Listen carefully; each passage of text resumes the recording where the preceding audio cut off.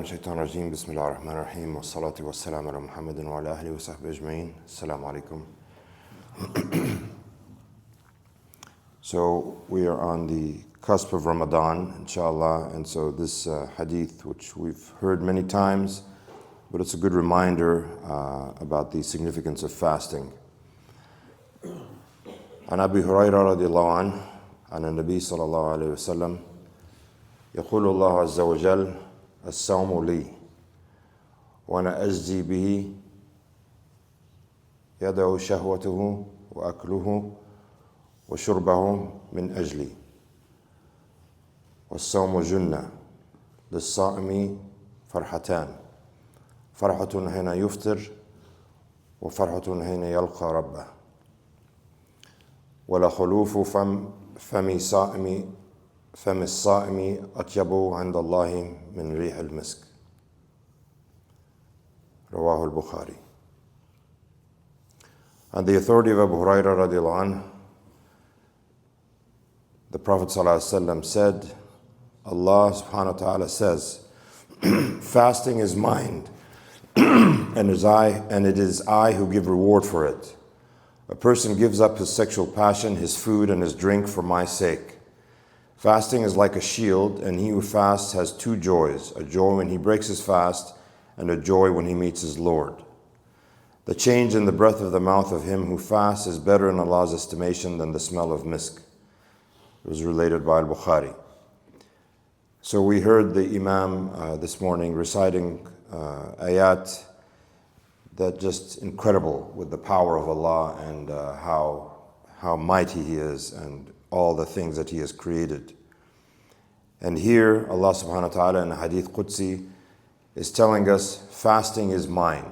So Allah, the creator of the whole world and all the worlds, is telling us fasting is mine. So fasting is only for Him, and it is I who give reward for it. So we don't know the full reward that we will get when we fast.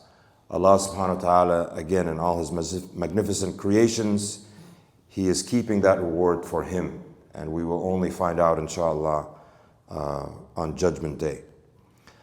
A man gives up his sexual passion, his food and his drink for my sake. So all of these things that we're going to be giving up, that will now become haram during the day, that were halal, only Allah knows, right, whether we're keeping this covenant with Him or not. You can go home, you can go in your car, you can go wherever, you can eat, you can drink, and no one will know except Allah.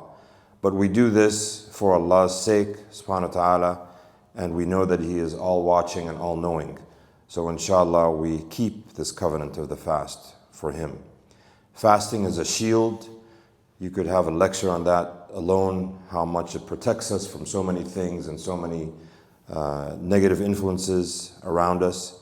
And then he who fasts has two joys. A joy when he breaks his fast. We know how wonderful it is at the end of the day when we finally drink some water, eat some food because we've been fasting all day.